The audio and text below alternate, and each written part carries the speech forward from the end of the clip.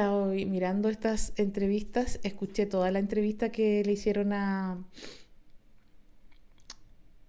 ¿Vieron la entrevista a Carlos Pérez Soto? Me imagino que la estaban viendo o que la podían escuchar. Si no la vieron y no la pudieron escuchar, díganme, no escuchamos nada.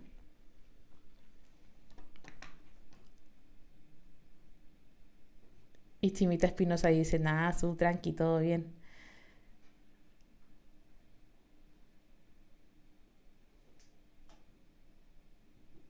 Post Balín dice, escupamos sobre Hegel.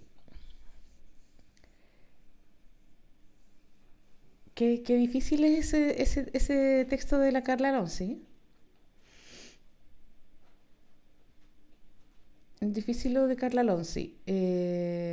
A mí me interesa que vayan viendo cómo Carlos Pérez va respondiendo, porque a mí me causó cierto impacto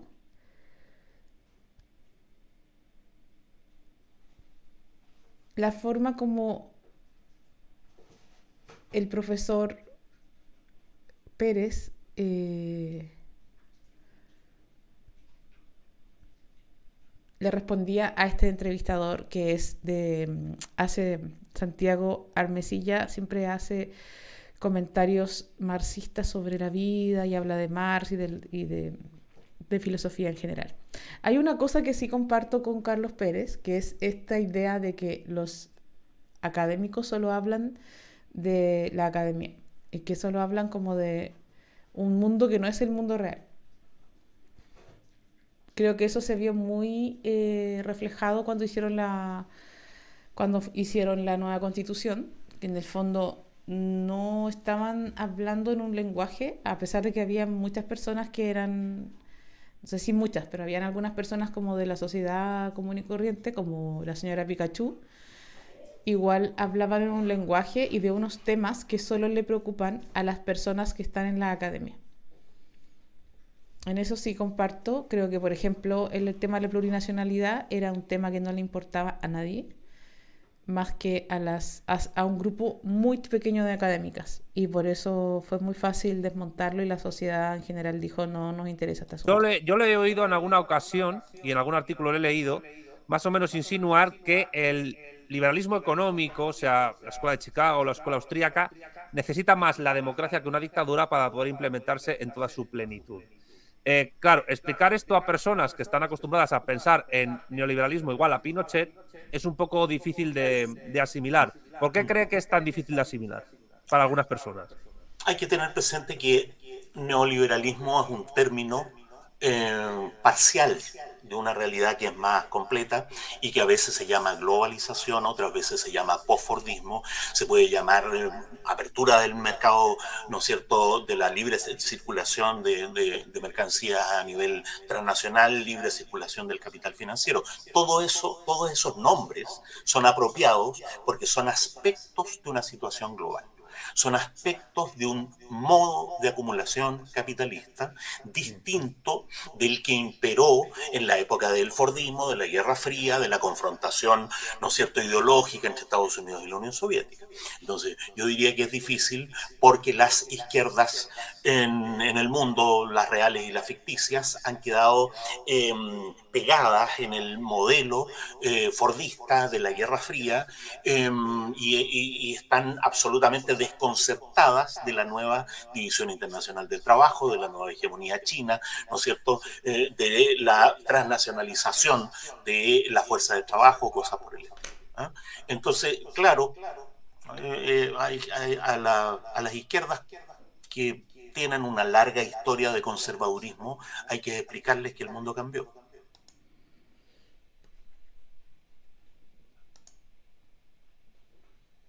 Esta parte me parece súper interesante porque cuando dice que las izquierdas él dice con su larga historia de conservadurismo, se han quedado pegados en el estado fordista,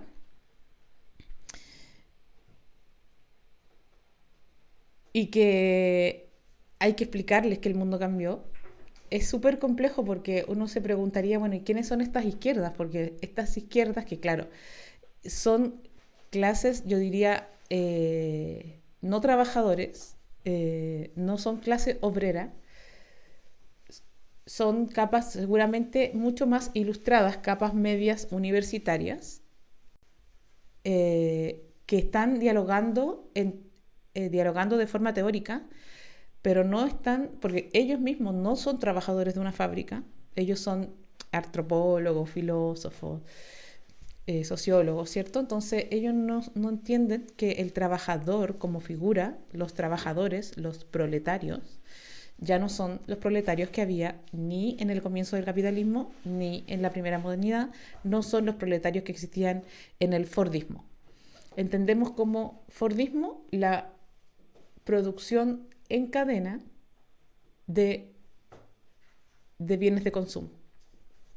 Oscar Waldo ya vio esta entrevista, me lo imaginaba, yo también la vi para el 18, mientras araba la tierra mientras trabajaba en el campo, escuchaba a este caballero, que me fue difícil igual escucharlo porque lo encontré bastante impertinente en cosas que a mí me afectan harto cuando me las hacen a mí, pero puedo lucubrar, ahí ustedes me dirán por qué piensan que tenía esta actitud.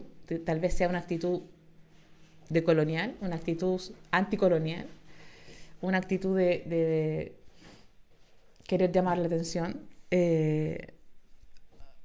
No sé, tal vez se desesperaba simplemente y no podía permitir que la otra persona simplemente hiciera una pregunta, pero más allá de las formas, en cuanto al contenido, yo sí coincido en lo que dice de estas izquierdas enquilosadas en una especie de tradición conservadora.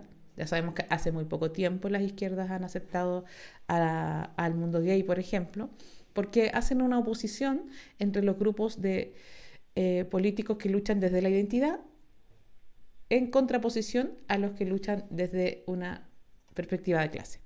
Entonces serían dos grupos antagónicos en el mundo de izquierda. Tenía exceso de ímpetu. Sí, encuentro que tal vez tenía exceso de ímpetu, pero no era como muy buena onda. A ver, al menos yo lo sentí así, pero vamos escuchando. En todo caso, le encuentro mucha razón en esto que dice, que las izquierdas están pensando en el proletario de Marx y en el proletario del Fordismo, que trabajaba en una fábrica, que hacía en cadena, no sé, autos, radios, que trabajaba aquí como Charles Chaplin en la película, ¿cierto? Tiempos modernos, haciendo algo y salían para allá las radios y los autos y todo, y no vivimos en ese mundo. Los trabajadores ya no somos así. Los trabajadores trabajamos online, no producimos cosas, no tenemos contrato, no estamos en una fábrica, somos nuestro propio jefe, en fin. Pelayo está comiéndose un papel celofán y está enamorado de su papel celofán. Pero parece ser que la inercia les impide entender que el mundo ha cambiado. Pero hay algo además ahí en esa inercia, ¿no? El interés de encubrir lo que ocurre actualmente con un relato heroico de lo que ocurrió en el pasado. En eso también somos expertos en Chile. Los sectores socialdemócratas tienen una retórica contra Richard Nixon, contra la Guerra Fría, contra la Guerra de Vietnam y contra Pinochet, ¿no? Pero es una retórica vacía, porque ninguna de esas cosas es real ni ocurre en la realidad. Sin embargo, es una retórica legitimadora, que les permite un cierto capital electoral, que cosifica, que congela un cierto capital electoral, y los medios de comunicación han contribuido a llamar izquierdas a los que mantienen ese relato. Entonces, esa inercia de las izquierdas forma parte de la mentalidad legitimadora, ¿no es cierto?, de los sectores socialdemócratas, ¿no es cierto?, en su implementación del neoliberalismo. Ha hablado usted de posfordismo, supongo que también incluirá allí en ese lugar de análisis el toyotismo y otras experiencias de reconfiguración discontinua de las cadenas globales de valor, de montaje y también de distribución del capital financiero. La pregunta más importante que me hacen, ¿qué quería la Virginia? Calabaza, no sé qué quería la Virginia. Pelayo se está comiendo papel celofán. No se lo está comiendo, ¿ok? Solo se revuelca en el papel celofán y me hace un ruido bien heavy aquí. Está como loco con un papel celofán transparente porque como no tenemos tantos recursos, el papel de celofán nos ha servido para los focos y para poner cierto color. Y quedó el transparente, entonces Pelayo lo está haciendo mierda. Y la Virginia salió a la calle, se paró en la puerta y no se movió más.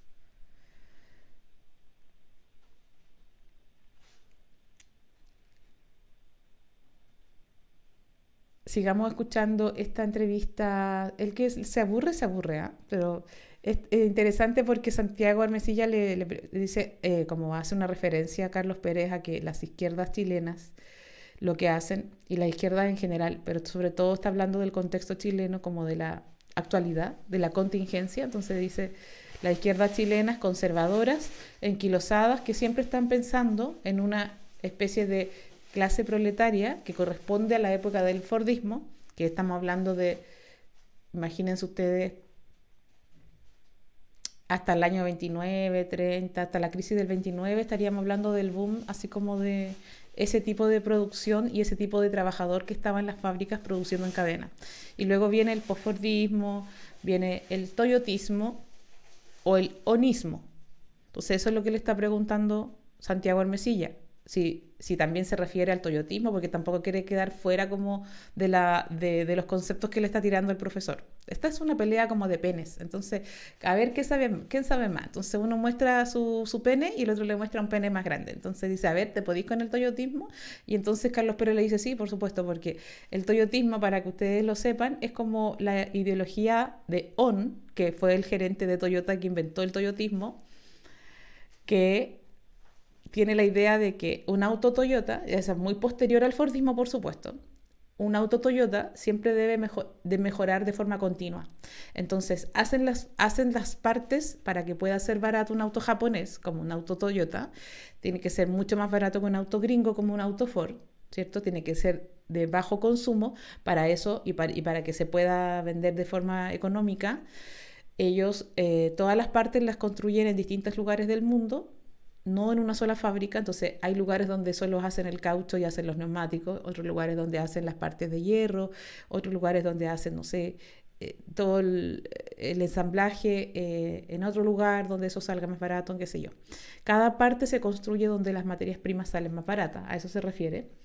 Y sobre todo se refiere a que lanzan un auto Toyota, cualquier Toyota, y el tipo llega a la fábrica al día siguiente a decir qué es lo que podemos mejorar. Entonces es la mejora continua, porque como tienen que vender de manera continua para que siga funcionando el sistema económico toyotista, que digamos, porque el toyotismo es una forma de producción y una relación en la producción de las mercancías, en este caso de los autos Toyota, pero también tiene que ver con una nueva forma de economía, donde ya no hacemos cosas en serie, sino que hacemos autos en la medida que se venden.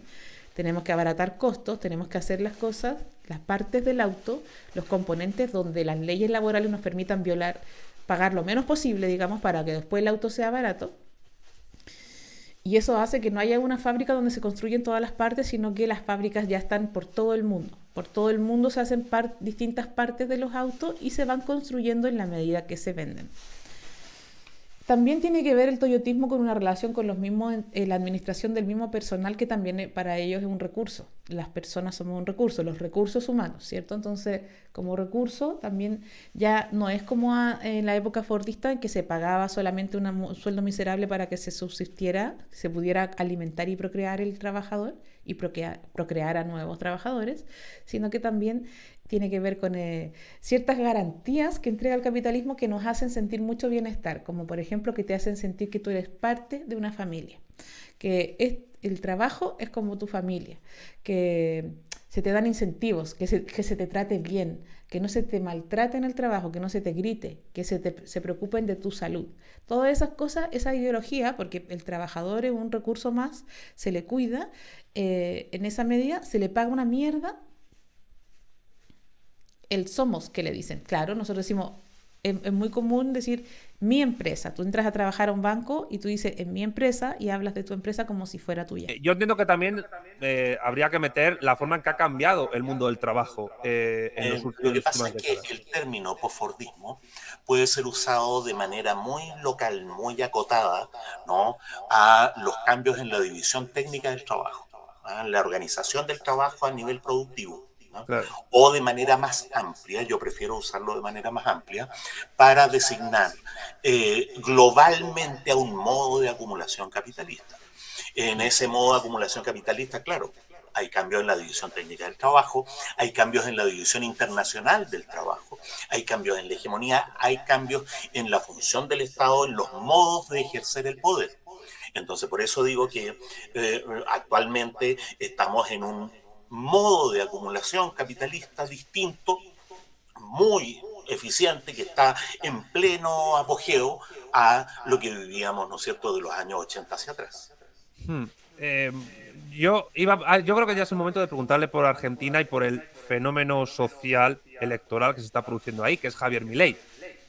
Javier No, Milei, es un detalle.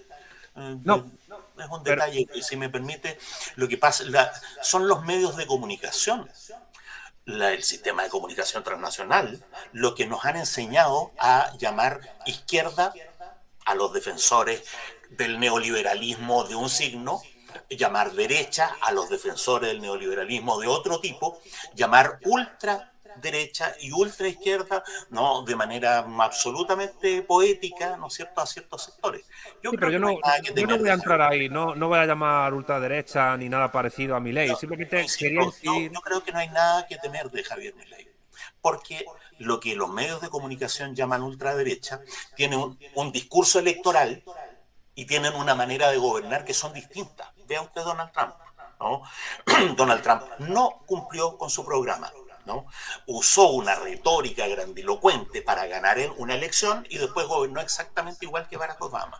Es lo mismo que hizo Macri, es lo mismo que hizo Sebastián Piñera en Chile, que gobernó exactamente de la misma manera que Michelle Bachelet. Entonces hay que distinguir las retóricas electorales, hay que distinguir el trending topic de los medios de comunicación de la política sustantiva, ¿no? Vale, Aquí vale. la diferencia es si vamos a subirle los impuestos a, ¿no es cierto?, las empresas, o a cambio de ilusión, o les vamos a bajar los impuestos.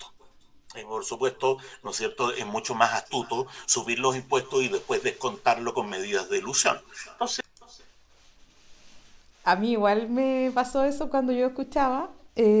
Cuando yo lo escuché, estaba yo muy en el campo, como en un prado, trabajando con temas de la tierra y muy tranqui.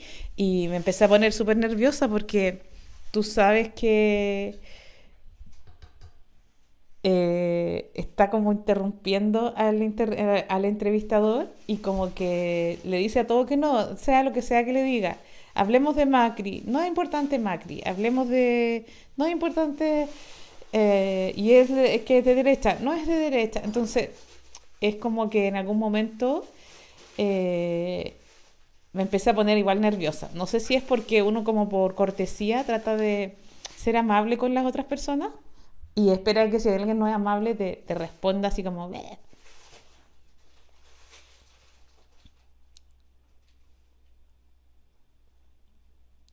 Pero también me puse nerviosa. En todo caso, le encuentro razón en el sentido de que se arman estas y le encuentro razón en el contenido, a pesar de lo que me puso también nerviosa en ese momento cuando la escuché la entrevista. Si hay alguien que encuentra que está súper relajado todo, también coménteme. Pero, a ver, ¿por qué lo sentí así? Porque era esto de la interrupción constante, pero encuentro que tiene razón en que Milei, por mucho que se haga el vaquero y salga con una motosierra y diga que va a hacer desaparecer el Banco Central y todas esas cosas que ellos dicen, y que la prensa diga él es de ultraderecha, y que digan, por ejemplo, que Jadwe aquí en Chile es de ultraizquierda, cuando todos sabemos que son todos capitalistas. Jadwe es capitalista, Milei es capitalista, y probablemente ninguno es, digamos, ninguno propone un cambio del modelo. o un cambio interesante. Y eso es lo que está diciendo, claro, se vende Trump como que fuera un banquero racista antiderechos, pero cuando gobierna, gobierna de la misma forma que Barack Obama. Entonces, en las medidas concretas de su gobierno no se podría distinguir muy bien, de acuerdo a lo que él hizo, no se puede distinguir muy bien si es de izquierda o de derecha, porque todos son en el fondo lo mismo. Incluso se podría decir que Barack Obama ha tomado medidas mucho más, por ejemplo, contra las migraciones, contra los migrantes, mucho más extremas, más guerras, más recursos para invasiones, lo que ellos llaman pacificaciones y todo eso. Entonces, en ese sentido, claro, Milei dice, da lo mismo lo que haga Milei y lo que diga Milei, porque si él llegara a gobernar, gobernaría de la misma forma como gobiernan los que dizque de izquierda. Caracola Borde dice, pobre Pochita, el monito chino al que le plagia la motosierra Milei. No entendiendo nada. ¿En serio que le plagia a un personaje que se llama Pochita? Me encantó. Quiero saber más sobre eso. Me gustó la homologación Piñera-Bachelet pensando en el Huelmapu sobre todo. Exacto. O Boric. Boric, Piñera, Bachelet, todos con el Huelmapu militarizado. Da lo mismo que digan que son de izquierda. Entonces, eso de que son de izquierda, de ultraizquierda, o de derecha, o de ultraderecha, es como una cosa que es como de publicidad, es como ser un personaje siento que es como ser un personaje de Gran Hermano, como, por ejemplo, ahora salió Ray del reality, le puso el gorro a Alesia, que era la chica con que salía en el reality, y le dice, pero es que eso es solo un personaje, podemos ser pareja, pero lo del reality era solo solo un show, no era verdad. Entonces, eso es interesante porque podríamos decir que los políticos hacen exactamente lo mismo. Hacen campaña y cuando están en campaña dicen, era solo un personaje. Cuando empiezan a gobernar de verdad. Y ahí dicen, ahora nos ponemos serios. Y entonces, en el caso Boric, aprueba el TPP-11, la zanja sigue existiendo en la frontera en el norte, militarizado. Tuvo que militarizar la frontera por el tema de la migración y el Huelmapu sigue todo como siempre. Los incendios que hubo, no sé si se acuerdan, hace un año atrás hubo incendios. Esos incendios fueron completamente olvidados y eran miles de personas que perdieron sus casas por estos incendios del calentamiento global. Sabemos que probablemente no fue así porque habían encontrado a muchas personas en distintos lugares y en los mismos horarios con bidones con benzina y todo. Entonces, probablemente la diferencia entre un gobierno y otro no podemos detectar cuál es. Entonces, esto es que sea izquierda, que sea derecha, da un poco lo mismo. Y en efecto, esto lo hizo para el 18 de septiembre y cuando pierde Milei la elección, lo primero que hace es ir a abrazarse con la casta. Entonces, él habló mucho contra la casta, que él no iba a gobernar con la casta, pero lo primero que hace, cuando van a segunda vuelta, lo que nosotros entendemos como segunda vuelta, Milei es ir a acordar o intentar acordar con la casta para hacer campaña en conjunto. Tal cual como dice Caro Border, el TPP-11 de Boric. Entonces, en el fondo da lo mismo lo que digan y lo que hagan, da lo mismo lo que había en el papel, digamos. El programa no importa mucho porque no lo van a cumplir, es solo como es solo como si fueran un participante de un reality show, que hace una estrategia de juego, pero que no tiene pensado ser coherente con esa estrategia de juego, porque a lo único que va a ser coherente cuando gobierne es a los intereses económicos locales, pero más bien mundiales. Sí, la política esto de vamos a bajar los impuestos es una idiotez, no la van a hacer, Donald Trump no la hizo, ¿no? Sino que lo que han hecho sistemáticamente, y es una de las nuevas maneras, ¿no es cierto?, de este raspado de la olla capitalista, lo que han hecho es fomentar medidas de ilusión tributaria. Entonces, ¿cuál es la diferencia entre Javier Milei y Fernández? A nivel de política económica es mínima. Entre él y Massa o incluso y entre Bullrich es mínima. Evidentemente, en esto estoy de acuerdo. Bueno, entonces ¿cuál es el fenómeno argentino? En Chile también, lo que los medios de comunicación llaman ultraderecha, ¿no es cierto?, creció, ahora actualmente dominan la convención que está redactando la Constitución y probablemente van a ganar las próximas elecciones. ¿no? Pero el representante aquí, que es Kast, ¿no es cierto?, de esa famosa ultraderecha, va a hacer la misma operación que Bolsonaro, la misma operación que Trump, la misma operación que está haciendo Pelosi, ¿no es cierto?, de gobernar de manera consistentemente neoliberal y reducir las retóricas grandilocuentes con que ganaron las elecciones a la prudencia que mantiene el sistema, simplemente. Pero yo a ver, estoy totalmente de acuerdo en que seguramente Milei, si llegase al poder en Argentina, no podría en absoluto implementar el 100%, no digo ya del programa electoral, sino de las ideas de las cuales él parte cuando estaba en el ámbito académico. En eso No, estoy es de que acuerdo. no solo no lo podría implementar porque no va a tener la mayoría parlamentaria suficiente, sino que no va a tratar de implementarlas. Una cosa, ¿no es cierto?, es el fuego artificial destinado a ganar elecciones y otra cosa es qué política realmente está dispuesto a hacer. Pero lo que creo...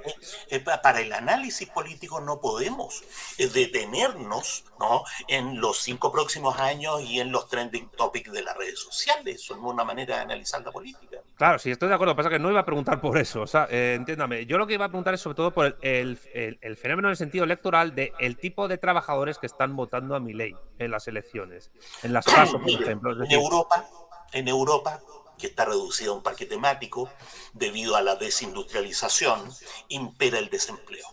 Impera la locura de los migrantes de creer que hay empleo cuando en realidad lo único que hay es industria turística. Bueno, en esas condiciones es una manera de ganar elecciones prometer empleo. Y en eso, ¿no?, los sucesores de los comunistas italianos y los sucesores del fascismo italiano están de acuerdo en ofrecer empleo, ¿no? Pero ¿cuánto va a durar eso? ¿Cuánto va a durar eso? Analicemos el presente con vocación de futuro, no lo que está ocurriendo en el noticiero. vale, pero Me encantó eso de yo el les quiero presente con preguntar vocación no de en base a futuro. lo del noticiero. Vamos a ver si puedo argumentar un poco la pregunta. Eh, el gobierno justicialista de Massa, etcétera, entiende que todavía se está dirigiendo, como usted ha hablado de las inercias de ciertas izquierdas que no están entendiendo cómo ha cambiado la división internacional del trabajo, etcétera, a un tipo de trabajador más formal que informal y que parece ser más deudor de los últimos años del estado del bienestar que al trabajador precario que está votando a Milei, que más que exigir derechos laborales, que apenas ha conocido, está tratando de votar a un gobernante que le permita incluso trabajar más horas y en plena libertad y con una supuesta autonomía. Y estamos hablando de una gente, esto termino, si me permite, que además de no haber conocido las relaciones laborales clásicas. Me encanta porque le dice, y a ver, y como que le dice, lo que yo le quiero preguntar es sobre el votante, y lo queda mirando, como diciendo, me va a dejar terminar, y después le dice, lo que yo quiero preguntarle es sobre este votante que pide derecho a seguir siendo explotado por más horas, si es que me deja terminar, si me lo permite, entonces todo el rato está sabiendo que el otro le va a contestar una estupidez y no le va a dejar, a ver, digamos, no una estupidez, una cosa súper interesante, pero que probablemente no lo va a dejar terminar, entonces el entrevistador está como todo el rato como muy a ver si este weón me deja terminar la pregunta. Qué incómodo. Que el derecho laboral se ha afanado en estudiar durante décadas, porque claro, el derecho laboral va por un lado más lento de la propia realidad económica, pues tenemos unos votantes que además no tienen una relación con la patronal a la que siguen, ni jurídica ni tecnológicamente igual a como la siguieron pues, por ejemplo, mis padres o mis abuelos o otra gente en otras latitudes. Es decir, cuando uno trabaja para Uber o trabaja para Rapid o para Cabify, y creo que esto en Chile también se da, pues no se le trata ni siquiera como un trabajador, se le trata jurídicamente como un socio de una empresa cuya sede está en Silicon Valley, en California, en Estados Unidos, y se tiene que bajar una aplicación de teléfono a través de la cual tiene esa relación laboral. Y encima no se le reconoce jurídicamente como trabajador, con lo cual no podría sindicarse como un trabajador habitual y al mismo tiempo no puede confrontar con una patronal que está muy lejos y con la cual solo tiene una relación que es digital a través de la aplicación de un celular. A eso es lo que quería decir. ¿Cómo ve usted ese fenómeno a nivel sociolaboral histórico y cómo incide eso en Chile también a nivel político electoral? Mire, Esa pregunta es súper interesante porque justamente de lo mismo que estamos hablando antes, más allá de que sabemos que los candidatos son una especie de personaje reality que está diciendo lo que deba decir para ganar una elección y que no le interesa cumplir con sus propuestas, ni va a hacer realmente lo que dice que va a hacer, solo está tratando de ganar, causar un efecto mediático para ganar una elección. Sí es importante pensar en esos trabajadores que ahora son otros trabajadores, no los del Fordismo, y que sí votan por esta gente. Ese fenómeno se refiere a él, el entrevistador, a el fenómeno de las audiencias de los medios, de la audiencia de redes, que sí le da el apoyo a un Milei, a un Kast, a una Peroni en Europa. Y como ya vimos, él lo mismo lo señala, ni siquiera son entendidos como trabajadores, puesto que son socios conductores. Entonces, no es la misma figura del proletario contra dice ahí, la patronal, o sea, el dueño de la fábrica, sino que este nuevo ser que quiere que lo dejen trabajar más tiempo, ojalá día y noche sin parar, quiere ser explotado más y no tiene las características del viejo trabajador que la izquierda siempre está pensando que es el trabajador que la izquierda representaría, el hombre de una fábrica que ya prácticamente desapareció. En Chile ha habido una eficacia enorme para precarizar el empleo estatal. Porque uno de los mitos sobre el neoliberalismo es que el neoliberalismo reduce la presencia del Estado en la economía, reduce el empleo estatal. Eso es simplemente un mito. Lo que ha hecho el neoliberalismo es mantener un enorme empleo que depende del Estado, pero ahora con una modalidad precarizada, ¿no? Chile, que es uno de los países más avanzados en eso, por lo menos la mitad de la fuerza de trabajo activa depende del gasto del Estado a través de subvenciones, de concesiones, qué sé yo, de sistemas indirectos, y tienen una relación contractual incluso directa con el Estado precario, ¿no? Entonces, ¿qué es lo que ocurre? Lo que ocurre es que eso no ha sido fácil de implementar en ninguna parte del país, porque los trabajadores formales y estables del Estado tenían organizaciones sindicales relativamente poderosas, ¿no es cierto? Y es un costo electoral muy grande precarizarlo, ¿no?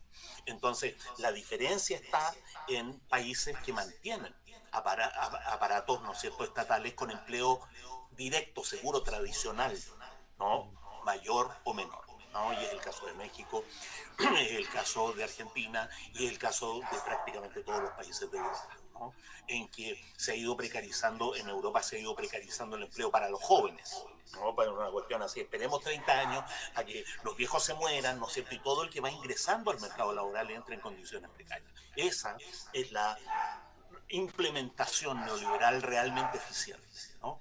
Entonces, claro, obviamente los sectores socialdemócratas pueden acarrear, ¿no es cierto?, a las clientelas electorales que tienen este empleo estatal formal o relativamente formal, y para esos sectores de trabajadores es una amenaza la precarización, ¿no es cierto?, que Milei de manera muy poco astuta anuncia cuando no debería anunciar, debería hacer una campaña, ¿no es cierto?, vamos a mantener todo y después precarizar igual, si eso es lo que ha hecho todo el mundo, ¿no?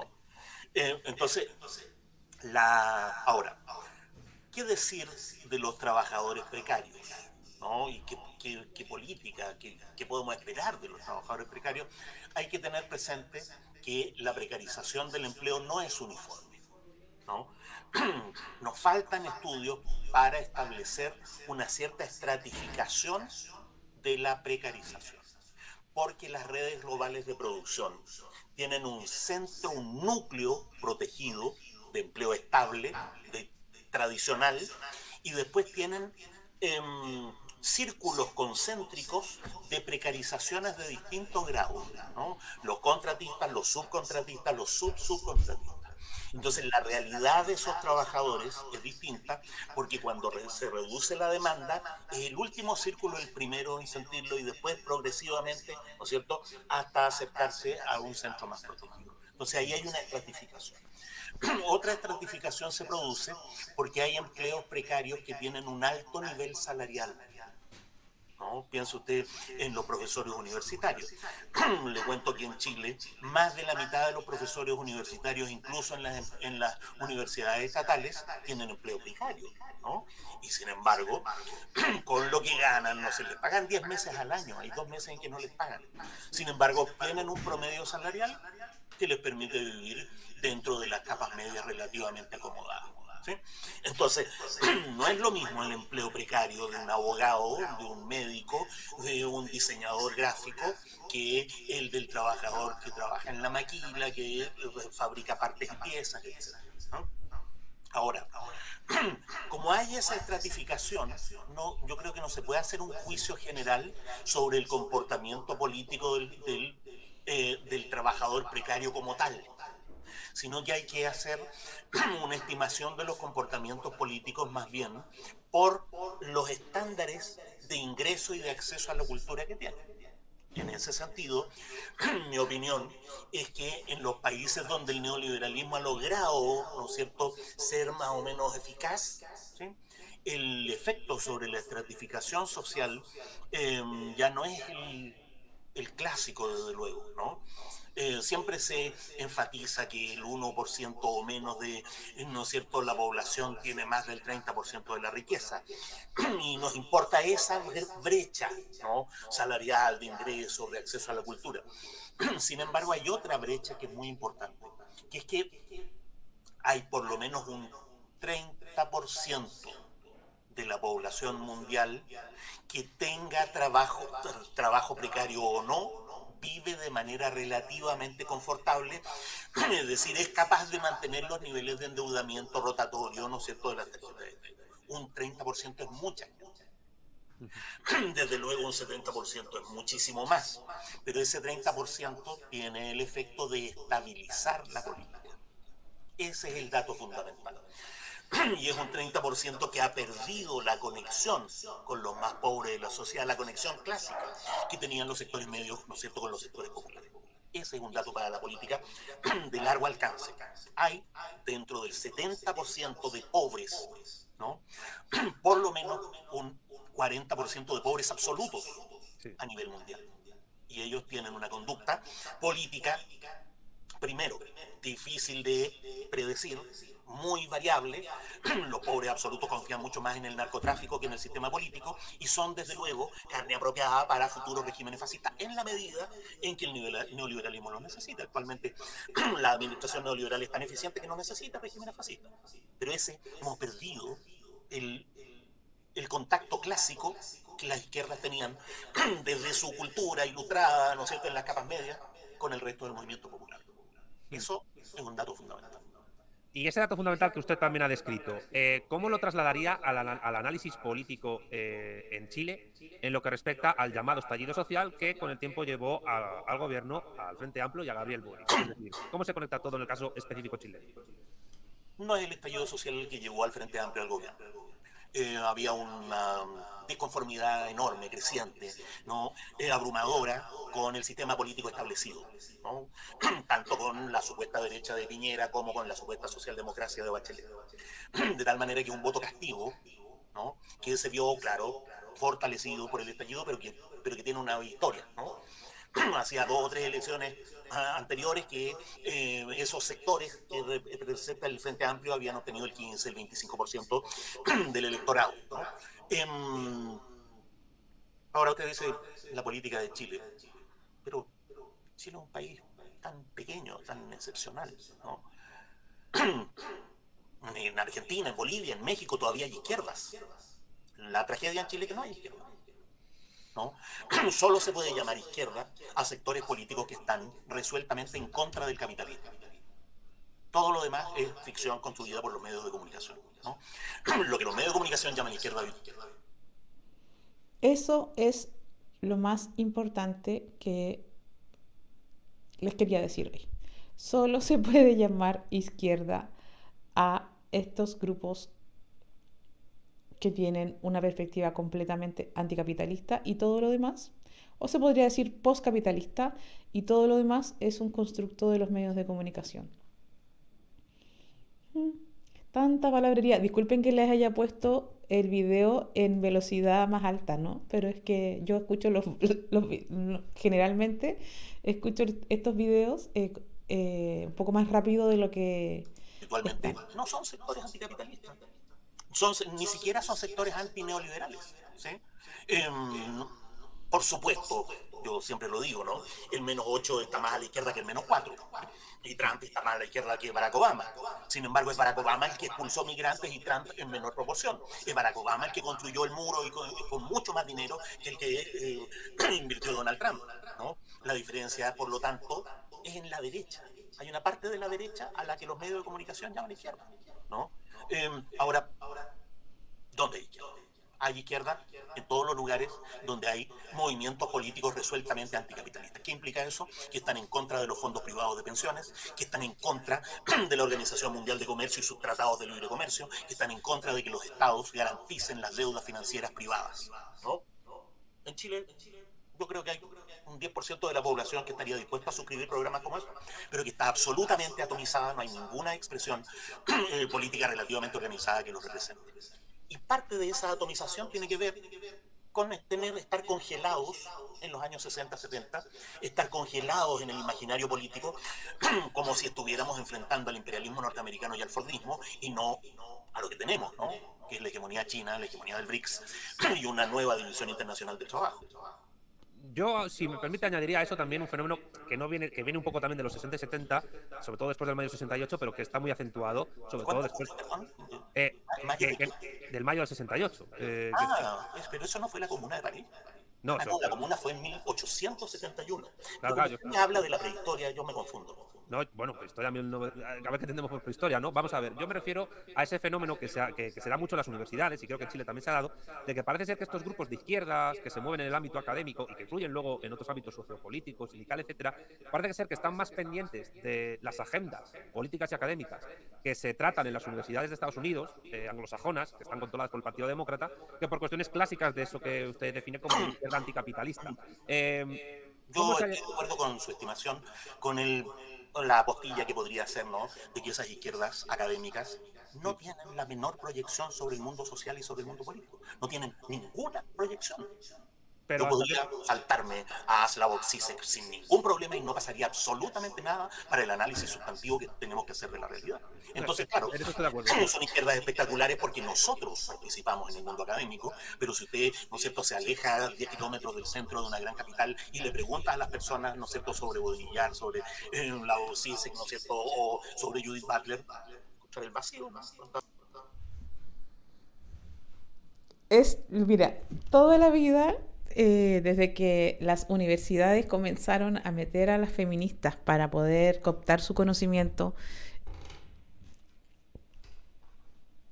Hayeko, ahí, Hayeko, ok, le bajamos el volumen, bien, le bajaremos el volumen.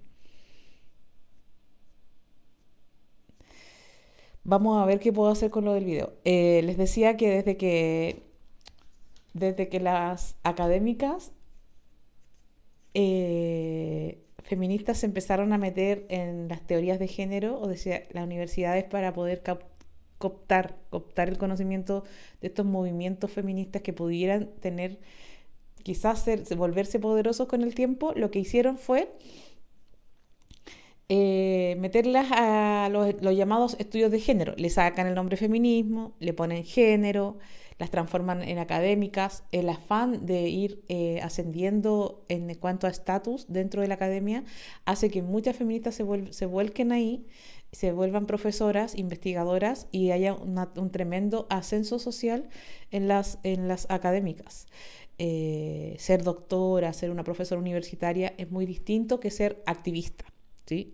Como ¿qué eres tú? ¿Eres una académica o eres una activista? Entonces, el potencial de calle, digamos, de trabajo con las mujeres más pobres o más agredidas de distintas formas, no tiene como el estatus social que tiene ser una académica. Entonces, ¿qué es lo que pasa? Y aquí se vuelve muy de moda se vuelve muy popular en el caso chileno, que es el que yo conozco porque como saben, no he viajado a otros países, entonces no conozco mucho lo que hacen en otras partes. Pero diría que sí,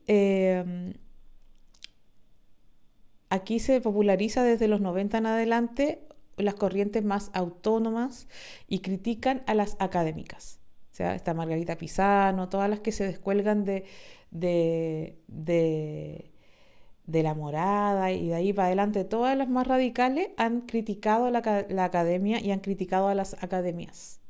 Sin embargo, cuando viene, por ejemplo, Judith Butler o Paul Preciado, se llena, se reparten entre las más amigas los cupos antes de publicarlo.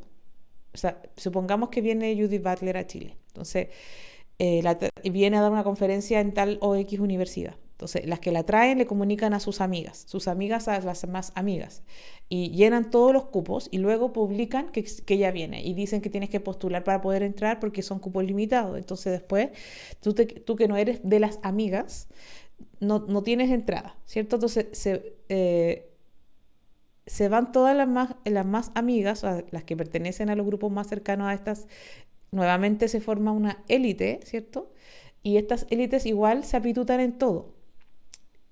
Y las que quedan fuera, que son las que muchas veces están como simplemente con mucho ímpetu, haciendo el trabajo en la calle o cosas así, quedan fuera de estas cosas. Entonces, igual es sintomático que a pesar de que hay un fuerte discurso antiacademicista, por ejemplo, dentro del mundo feminista, pero también dentro de todos los movimientos sociales que no existen, digamos, pero la gente que intenta armar movimiento social, el que dice yo no voto, me organizo, o yo diría más bien yo no voto, agonizo, hace esa crítica a lo académico porque sabe que está desapegado de la vida real del mundo de las personas concretas, sino que están conversando siempre entre ellos en su burbuja de intelectuales. Y también se amigan entre sí para ascender dentro del mundo de la academia, que también tiene un montón de reglas, y están ahí encerradas, encapsuladas en esas disquisiciones teóricas y todas esas intelequias. Entonces, es sintomático que uno, cuando viene Paul Preciado, cuando viene Judith Butler, todas quieren puro ir a ver, da lo mismo si no las entienden, da lo mismo si no. Es como que viniera John Lennon. Entonces, por mucho que hagan esta crítica a la academia, igual lo único que quieren es pertenecer. Y lo hacen también porque es una forma de tener un trabajo un poco más digno y también de conseguir estatus. Ser la profesora de género no es lo mismo que ser una activista de pañuelo verde que se saca la polera en la Alameda. Entonces, eso también ocurre, como dice aquí, el único momento en que el entrevistado dice que podíamos vivir la vida fácilmente sin que exista CISEC. Y Santiago le dice, en eso estoy de acuerdo, es primera vez que están de acuerdo, ¿cierto? A mí me pasó eso justamente cuando estaba yo en el río Rapel, donde yo tengo la casa ahora, pero en ese tiempo yo no tenía la casa, entonces fui a acampar con mis perros, andaba yo sola con mis 2 perros, y abren la represa en la tarde, pero yo no lo sabía, entonces aumenta el nivel del agua y quedé encerrada en el río, y no podía salir, quedé con el auto y los 2 perros, y quedé ahí como sola, sin poder salir porque el agua me estaba rodeando. Entonces, de repente llegaron unos hombres, como en un bote, pescadores. Y en ese momento lo primero que pensé fue esconderme, que no me vieran que iba a estar sola toda la noche con 2 perros, que no tenía escapatoria, literalmente, no podía salir. Entonces yo me escondo, me puse un chaleco que andaba trayendo que era como muy ancho, y pensé en ese momento que no se note que soy mujer, que no se den cuenta que soy mujer. Porque si ellos se dan cuenta que yo estoy sola, que no tengo salida, que estoy en una especie de campo y que soy mujer, me pueden venir a hacer lo que le hacen a las mujeres. O diría lo que le hacen a los no hombres. Porque a los maricones también, a los travestis también, a la persona trans también. Pero ellos no distinguen mucho, yo creo, entre mujer, poco hombre, maricón. Simplemente si no eres un hombre te pueden ir a matar, a violar y a hacer muchas cosas horribles. Entonces yo en ese momento me di cuenta de que no me servía de nada todo lo que yo sabía de Judith Butler, todo lo que podría decir Zizek del amor, del deseo. No me serviría de nada todo eso, porque yo no saco nada con que si estoy perdida en un río y vienen unos hombres a violarme, yo les diga, espérate, yo no soy mujer. No le interesa. Yo soy no binaria, no importa. O sea, todas las teorías, todos los filósofos, todo eso no importa nada cuando hay un ser que tiene el poder concreto de dejarme vivir o hacerme morir, que eso significaría tener el poder real y concreto. El poder finalmente es el poder de dejar que alguien viva o hacerlo morir, ¿cierto? Y en ese momento yo no saco nada con decirle, espera, yo soy no binaria, espera, yo soy transmasculino, le podía haber dicho, entonces el compadre no me va a violar ahora. No, no va a pasar eso, simplemente me va a leer como un no hombre cis y me va a hacer lo que se le pare el hoyo. Entonces en ese momento yo me di cuenta de que es muy real lo que está diciendo el profesor Carlos Pérez Soto, que por primera vez tiene un acuerdo con Don Santiago acá, en que podemos vivir la vida fácilmente sin Zizek, podemos vivir la vida fácilmente sin Judith Butler.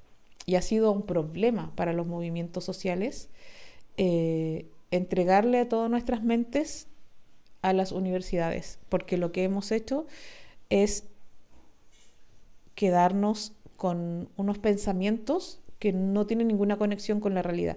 Sin ir más lejos, uno de los países más fachos, más asesinos, más coloniales, más que no respeta los derechos humanos, justamente son los gringos, y sus universidades son completamente de izquierda.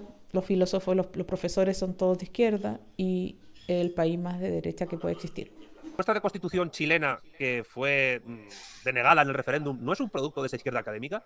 Sí, es un producto de esa izquierda académica. Lo que le puedo decir es que la constitución que fue rechazada no era mejor que la constitución que había en términos sustantivos, y la constitución de derecha que seguramente va a ser aprobada no es peor que la constitución firmada por Ricardo Lagos. No sé si usted sabe que la constitución que impera en Chile ya no es la constitución de Pinochet. En el año 2005 se hicieron reformas sustantivas y el texto constitucional está firmado por Ricardo Lagos, ¿no? ¿Por qué? Porque lo sustantivo no ha cambiado, ¿no? En la constitución que se rechazó aparecieron, ¿no es cierto?, frases dignas del arco iris, muy bonitas, sobre derechos que no eran reclamables, porque no había ningún sustento constitucional para hacer posible ese reclamo, y seguramente en la constitución derechista que vamos a tener va a haber las mismas frases bonitas de signo contrario, ¿no? Y sin embargo el sustento, lo realmente importante, la autonomía del Banco Central, ¿no? La transnacionalización de los recursos básicos, ¿no? El sistema financiero, los tratados de libre comercio están intactos. Sepa usted que están intactos incluso antes de la redacción de la Constitución, porque en las dos constituciones se hizo un marco en que se aseguraba, previo a la convención que iba a redactar la Constitución, que esos aspectos no iban a ser tocados, ¿sí? Ya. De tal manera que en Chile no hemos tenido realmente, nunca en la historia, asambleas constituyentes que tengan poder constituyente, y por eso, con un gesto de sinceridad monstruosa, los sectores políticos los han llamado convenciones constitucionales, no asamblea constituyente, porque el poder constituyente está negado por los marcos políticos y los acuerdos políticos previos a la redacción de la Constitución. En esa Constitución y en los proyectos paralelos que se puedan dar alrededor de ella, hay temas que afectan a la población que se tratan muy tangencialmente o apenas. Usted ha mencionado muchos en muchos ámbitos. Delincuencia. No sé si cacharon que lo que está diciendo es que la nueva constitución es que la propuesta constitucional anterior no era mejor que la constitución de Pinochet o que de Lagos, y que la nueva constitución que se entregó hoy tampoco es mejor o peor que la propuesta anterior o que la constitución que ya tenemos. ¿Por qué? Dice el profesor, dice que no es mejor porque son un montón de palabrerías, es como escribir un poema, es como un montón de derechos que no tienen la capacidad de ser llevados a la praxis que nadie puede reclamar. O sea, tú puedes decir que en Chile actualmente se deben respetar, no sé, el ecosistema y la naturaleza, y no se respeta y nadie puede reclamar que esto no se respete. Tú puedes tener derecho a una vivienda, derecho a la vida, derecho a lo que sea, y te pueden estar matando, tú no puedes reclamar ese derecho. No son reclamables, son solo palabrerías.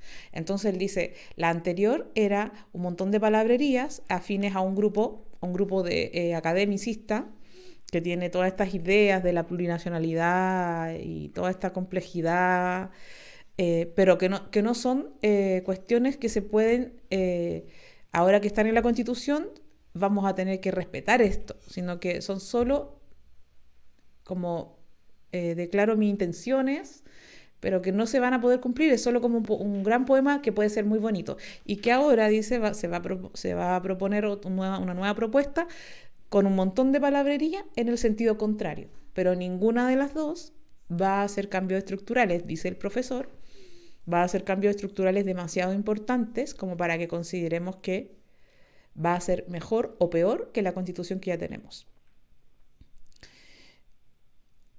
Porque lo que dice que son palabras que no tienen ningún efecto, o que no pueden tener ningún efecto porque no están los mecanismos para ser reclamados esos derechos. Son un montón de derechos sin los mecanismos para ser reclamados. Eso es lo que está un poco explicando don Carlos Pérez Soto. Crisis migratoria, la salud precaria que puede haber en Chile, el tema de las pensiones. Pero eso es lo que no se toca en la Constitución. Crimen organizado, incluso, estaba pensando. Eso es lo que no se toca. Claro, y no se toca, ¿por qué? ¿Por qué no se toca? Porque no les interesa, porque ellos viven muy cómodos en su ámbito académico woke mental, indefinido. A ver, primero, si usted hace la lista de esos problemas, va a descubrir que muchos de esos problemas son problemas de las capas medias, no del conjunto del pueblo chileno, ¿no? Sí. Desde luego la delincuencia, es decir, son afectados por la delincuencia los que tienen, ¿no es cierto?, aunque sea de manera precaria, muy trabajada, a costa de endeudamiento, un cierto patrimonio, ¿no? El 70% de los chilenos no tienen nada que temer de la delincuencia porque la delincuencia no tiene nada que sacar de esos chilenos, ¿no? Y lo mismo pasa en Europa. Desde luego los migrantes, sepa usted que la mayor parte de los migrantes no son los abandonados de la tierra. La mayor parte de los migrantes, y usted lo debe saber muy bien, en Europa son profesionales, forman parte de las capas medias de sus países originales, ¿no? Aquí yo creo que el profesor Carlos Pérez está hablando de algo que él no sabe. Y creo que él está pecando acá de lo que él está reclamando. Él dice que la delincuencia no es algo que le preocupe a los más empobrecidos de la sociedad porque a ellos no hay nada que robarles. Yo creo que eso es algo que él dice porque es un machito académico de la academia que vive en Ñuñoa. Eso es algo que tengo certeza 100%. Es un ñuñoíno de tomo y lomo y él piensa de los más pobres que no tienen nada y que a ellos no les importa la delincuencia. Paulo Lee, ¿me puedes ayudar con cerrar esa puerta? Que como se escucha muy bajito, Porque la realidad es que en la población, efectivamente nosotros, aunque yo ahora vivo en Santiago Centro y vivo en una parte con mucha delincuencia, pero claro, estoy más acomodada. Pero cuando yo vivía en la población, en la pobreza extrema, y donde en mi casa no tenía puertas, ni piso de tierra y todas esas cosas, y no había comida, que fue los primeros 10 años de mi vida, los delincuentes sí nos robaban a nosotros, nos robaban lo que sea, porque los vecinos nos robaban una ropa que había tendida, nos robaban una olla, nos robaban una radio, entran a tu casa y te roban el gas. O sea, imagínate lo que significa para uno que le cuesta mucho tener un gas. Cuesta como actualmente, yo tuve que comprar unos gas hace un par de años porque estuvimos armando la Tiny, ¿no? En el campo, entonces hubo que comprar gas. Vale como 60 lucas solo el galón. Esa cosa de metal. 60 lucas, 50, 60 mil pesos. Entonces, que te roben el gas, aunque sea solo el envase vacío, es muy caro para una persona pobre. Te pueden robar, incluso una vez aquí en la calle hice como una actividad, en ese tiempo yo hacía talleres, y abrí la puerta y con una de esas planchas de fierro antiguas puse ahí para que no se me cerrara con el viento. Me robaron la plancha en 5 minutos. Eh, Te roban una bicicleta que está mala. Te roban lo que sea. Incluso voy a volver a apelar a un chiste de Charo López. Estaba ella contando el chiste de que, mira, Javi Fijols, yo justamente cuando era niña, Pelayito, yo justamente cuando era niña vivía en Conchalí, y en Conchalí nos robaban, dice Javi Gols, en Conchalí nos roban el tarro de basura, la carpa del auto, claro. En Puente Alto nos roban los cilindros de gas, exactamente. Entonces, yo creo que ahí Carlos Pérez no está hablando desde lo mismo que él está criticando. Él piensa que la gente pobre, o sea, que la mitad de Chile no está pendiente, o incluso a lo mejor él dice no es la mitad de Chile, pero la gente que no tiene realmente nada, que no es el caso de Chile. En Chile no hay tanta gente que no tenga absolutamente nada. En otras partes del mundo sí, pero nosotros tenemos una población que hasta los que viven en la calle tienen cosas. Los que tienen en la calle tienen sus cosas y no quieren irse a uno de estos hogares temporales por noche porque se les pueden quitar sus pocas cosas. Y el tipo que vive en la calle no se quiere ir a este centro donde puede pasar una noche por 2 razones. Yo, por lo que he escuchado de la gente que conozco que vive en la calle, hay 2 razones fundamentales. Una, que no les dejan drogarse adentro, y otra, que les pueden robar sus cosas o no pueden entrar con todas sus cosas. Entonces ellos no quieren perder sus 2 pilchas que tienen. Y el miedo a perder sus 2 pilchas que tienen hacen que prefieran a veces vivir en la calle. Y andan con un carro, y andan con sus weas, y andan con una carpa, y andan con una tele, y andan con 3 weas que encontraron, y con eso andan. Entonces, yo diría que el miedo a perder, a que te roben, es sobre todo lo vivimos las personas que vivimos en las poblaciones, porque nos roban todo el tiempo en las poblaciones. O sea, nuestro vecino nos roba. Vamos caminando con el perro y viene alguien y nos roba a nosotros. Entonces, yo creo que ahí él está hablando desde el ñuñoíno académico, que él está criticando a los filósofos académicos, pero él es un filósofo académico y en este aspecto se le nota. Porque acá, donde yo vivo, yo por ejemplo arriendo una casa entera y comparto esta casa con 2 personas más para poder pagarla. Pero son estas casas grandes. Los que andan robando arriendan una pieza, ¿cachai? En cualquiera de las casas del barrio. Y andan robando cosas. Entonces te ven la ventana abierta y te sacan algo, como a nosotros la otra vez que nos robaron una cámara. Una cámara que usábamos para hacer estos streaming y los podcasts y todo. Porque la cámara estaba como a 7 metros de la ventana, pensábamos que nunca llegarían hasta allá, pero con un palo largo llegaron y nos robaron la cámara. Y nos roba un vecino. En este caso nosotros no somos tan pobres actualmente como les decía, pero cuando sí fui muy pobre también nos robaban los vecinos, y nuestro mayor temor era que el loco Marco, que vivía al frente, que era en ese tiempo se usaba mucho el neopren, era adicto al neopren. Nosotros le decíamos marihuanero porque en los 80 le llamábamos marihuanero a los que se drogaban, pero lo que en realidad él consumía era neopren. Y solía meterse a nuestra casa y robarnos la ropa que estaba tendida. Y cuando mi mamá se enteraba, o alguna tía se enteraba, o algún tío que nos habían robado, iba a la casa de los marihuaneros a echar la chorea y a pedir la ropa que habían robado y se la entregaban. Entonces yo creo que aquí él está pecando de ñoñoíno al decir que para la mayoría de las personas pobres no es una preocupación la delincuencia, porque somos justamente los pobres los que sufrimos más la delincuencia. ¿Por qué? Porque así como los grupos políticos organizados no van a Las Condes a hacer las manifestaciones, sino que se quedan en el centro de la ciudad, pero en el centro de las capas medias empobrecidas, no en el centro de Providencia ni en el centro del Golf. no van al centro de Lo Barnechea, sino que van al centro de aquí, del centro de, digamos, de las capas medias trabajadoras. ¿Cachai? Aquí dejan la cagada, aquí, pero no van para allá. Lo mismo pasa con el ladrón. El ladrón es más bien lo que llamaríamos un doméstico, que sería como diferente al ladrón propiamente tal. Un ladrón es alguien que roba, pero un doméstico es alguien que llega a tu casa a robarte.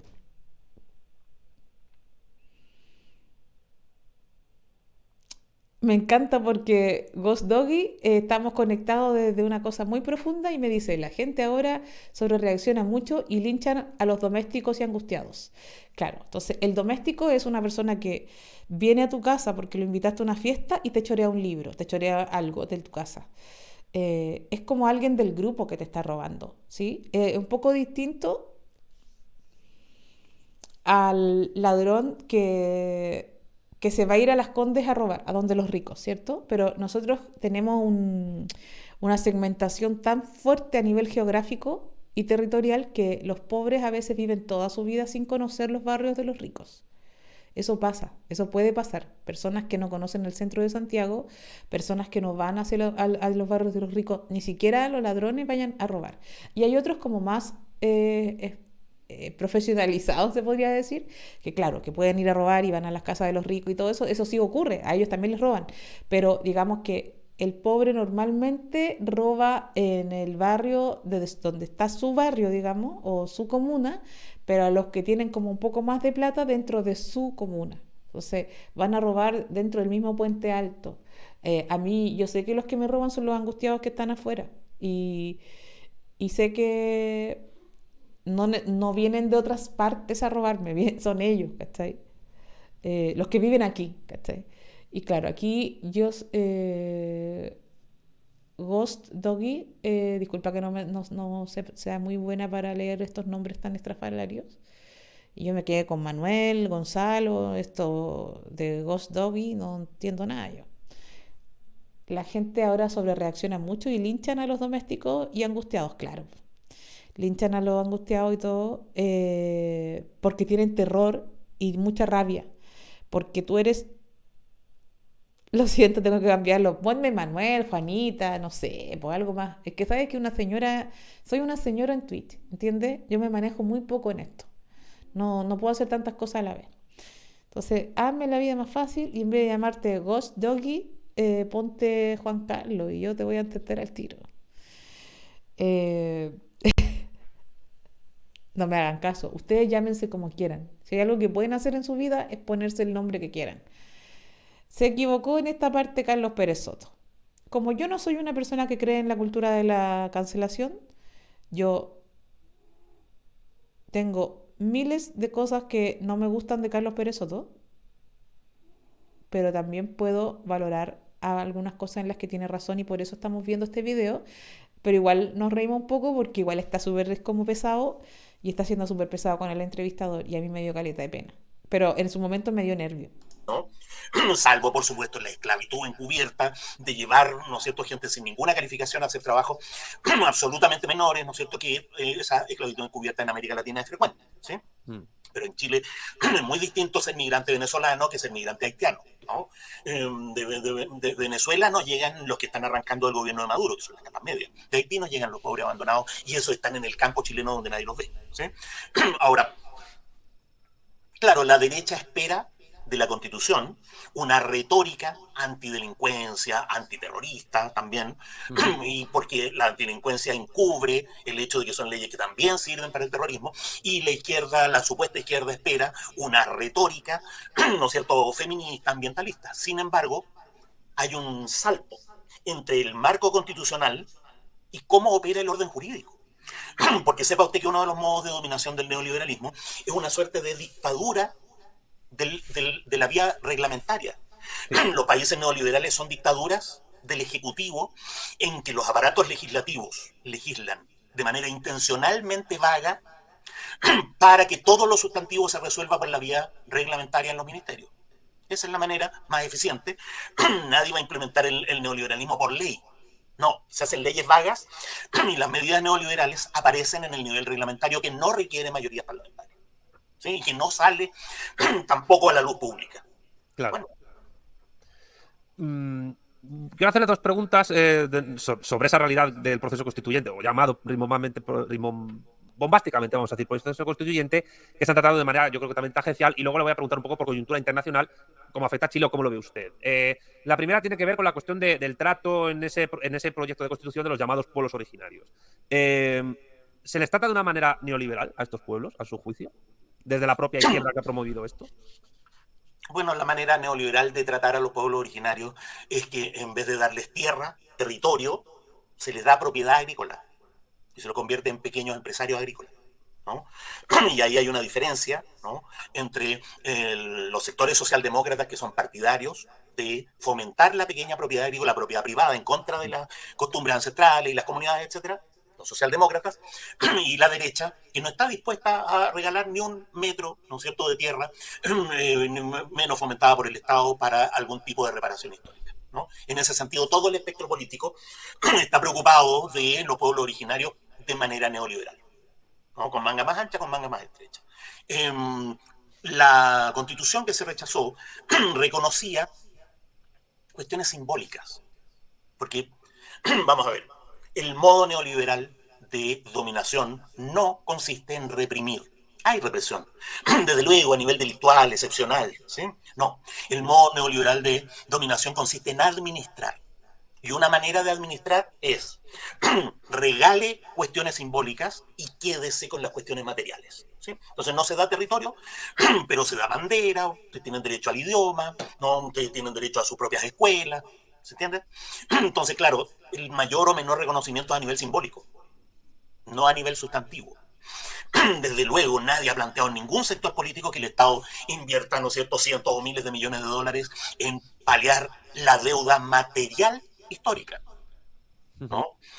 Todo lo que se han saqueado a los pueblos originarios durante los últimos 150 años. Ojo, 150 años. Porque al menos en Chile, el saqueo de los pueblos originarios empezó en la República Chilena, no en el periodo español. En el periodo español, los españoles, la administración colonial, trataba a los pueblos originarios en Chile de igual a igual, como una nación independiente, ¿no? Son los chilenos los que terminaron con la autonomía de los pueblos originarios en Chile, ¿no? En el caso de que se dieran esas tierras para gestionarlas, en vez de una pequeña propiedad de explotación, a estas personas, ¿esas tierras no pertenecerían, no deberían pertenecer a toda la clase obrera chilena y no solo a los pueblos originarios? Tiene el tip de carraspear. Claro, es el tema académico, ¿no?, de la diferencia entre pueblo originario y reforma agraria. Sí, si se hiciera una reforma agraria profunda, entonces los pueblos originarios quedarían incluidos, pero forma parte del trending topics, forma parte de la corrección política, hacer una diferencia en el mundo de los trabajadores, ¿no?, en virtud de la pertenencia a los pueblos originarios. Muy bien, que se haga, pero lo que corresponde es una reforma agraria.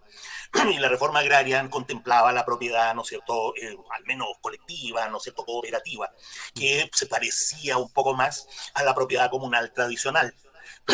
Ahora, no hay nada de eso, desde luego, por supuesto que no. Todo el mundo, si se trata de entregar algo, se trata de entregarlo en un régimen de propiedad capitalista, de acuerdo con el derecho de propiedad privado capitalista. Ahora, a los campesinos chilenos, la garganta. Nadie está pensando en entregarles algo. Por supuesto que no, porque aquí se hizo una contrarreforma agraria y el campo chileno se industrializó y la industria agraria en Chile es muy exitosa. Usted debe comer manzanas chilenas seguramente.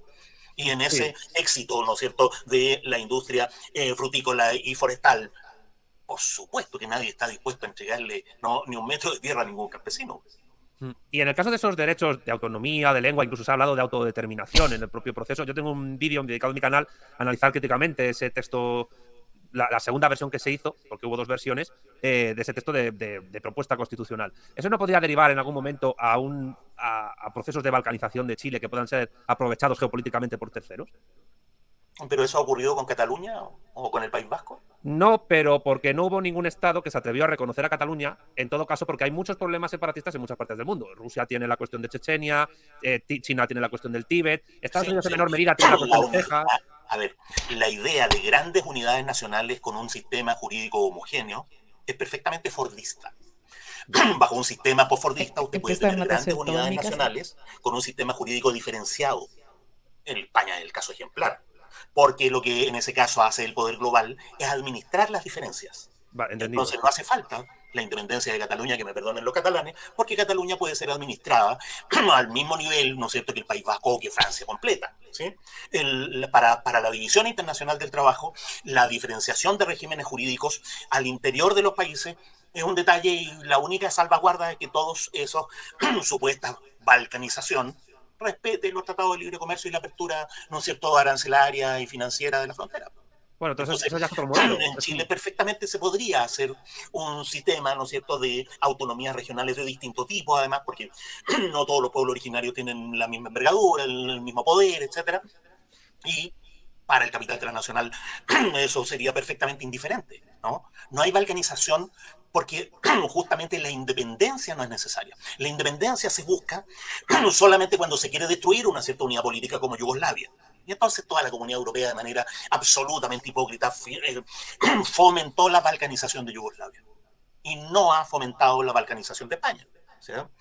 Ahí, de nuevo, hay que ir más allá de la superficie a ver qué es lo sustantivo desde el punto de vista del capital transnacional. Entonces, en ese modelo posfordista, lo que convendría como forma de Estado, si quiero lo traduzco así, es una suerte de confederación, ¿no? Claro, ¿sí? Más manejable, ¿no? Europa. La Unión Europea. Cada vez que EDRBR dice tomarse un cortito cada vez que Carlos Pérez se pega una países distintos que son administrados como conjunto. Claro. Esto me retrotrae a la otra cuestión que le quería comentar, que tampoco se trata extensamente en aquella propuesta de texto constitucional, y es la cuestión de la industrialización o desindustrialización de Chile que se inició con la dictadura. Usted ha hablado de las manzanas chilenas. He revisado algunos datos. A partir de la década de 1940 hubo un plan de fomento industrial, pero cuando se llega a los años 70, cuando se llega a la dictadura, el total de empresas que se llegaron a vender o que se liberalizaron fueron casi 735, 740 empresas. 343, además, se vendieron a precios muy baratos, irrisorios. Bueno, de esas 700 empresas, 650 quebraron y desaparecieron. Después de la venta, entiendo, claro. Claro. Las compraron y después las remataron como chatarra. Y luego, en época ya democrática... Lo que hay que tener presente en ese caso es que en el sistema postfordista hay una división internacional del trabajo, y yo creo que ni siquiera en que se producen partes y piezas. Y entonces hay una optimización de la producción de partes y piezas, de las armadurías, de los mercados, geográficamente una georreferenciación, de tal manera que se busca optimizar lo que los mismos neoliberales llaman las ventajas comparativas de cada país. Entonces en Chile se destruyó la manufactura, ¿sí? Sin embargo, se potenció la producción agrícola y la producción, ¿no es cierto?, de la silvicultura, de los bosques, ¿no es cierto?, que están relacionados con el papel. Y de la misma manera se potenció el desarrollo de la gran minería, ¿no? Note que hay mucha elaboración, aquí hay manufactura muy elaborada en la agricultura, en el papel, incluso en la pesca, ¿no? Hay alta tecnología, ¿no?, en la minería. Es decir, Chile es un país que ha diversificado sus exportaciones enormemente, porque la idea de un país monoproductor no tiene mucha utilidad para el mercado mundial. Los países tienen que diversificarse para aprovechar lo que tienen. Esa es la manera más racional, ¿no? El tema es que en esa red mundial de producción, los países se diversifican, pero en la misma medida pierden autonomía, ¿no? Entonces, claro, hay una desindustrialización fordista, pero enseguida hay un crecimiento de las fuerzas productivas de tipo post-fordista, armónico con los intereses del mercado internacional. Ahora, piensa en el caso europeo. En el caso europeo hay una profunda desindustrialización, ¿no? ¿Por qué? Porque los países europeos en general son tremendamente pobres. Países pequeñitos y pobretones. Y entonces, ¿qué se puede sacar de Europa? Bueno, hay núcleos urbanos que tienen... Hay muchas diferencias entre núcleos urbanos tipo Madrid o Barcelona, con, por ejemplo, lo que es el interior de Castilla, Andalucía, donde sí hay pobreza. Y el modelo es muy parecido en Inglaterra. Una cosa es Londres y otra cosa es el resto de Inglaterra, donde se vive de manera bastante... Pero ni siquiera en Barcelona o en Madrid hay industria manufacturera. No, la hubo, pero se desindustrializó. La hubo y se desindustrializó. Entonces, actualmente Europa vive del turismo, de la especulación financiera, de la fabricación de armas, que todavía hay países, ¿no es cierto?, en Europa que fabrican muchas armas, pero perdieron la autonomía sustantiva que daba un sistema industrial relativamente completo, complejo, ¿no? Sí. Y por eso yo siempre digo que Europa se transformó. Es que la lógica no es la guerra. Hablemos de Europa. La lógica es la administración. Es más rentable administrar que destruir fuerzas productivas, ¿no? Pero que tienen más poder así materialmente, ¿no es cierto?, que la mayoría de los estados. Entonces, ese proceso en que el capital tiene por sí mismo más poder que los estados nacionales, claro, ha ido creciendo y estamos en una etapa nueva respecto a eso. Y respecto a esa situación, yo voy a decir que de las personas que he invitado al canal, usted tiene las ideas pues, más provocadoras, ¿no? Sobre todo porque desafían los marcos teóricos de mucha gente que le pueda escuchar. Ante toda esa descripción de ese panorama, que entiendo que parte de la ley del valor aplicada a nivel global, la pregunta evidentemente, que es la típica que intentó responder Lenin en su día. Perdón por volver a Lenin, no a Lennon. ¿Qué hacer? Primero, vivir el año 2023, no el 68. Aquí le hizo la pregunta que uno debiera hacerle a cada persona que dice yo no voto, me organizo, o cada persona que dice no me gusta nada, y que deberíamos hacernos nosotras y nosotros y nosotres todo el tiempo con nuestras agudas críticas y nuestro extravagante punto de vista.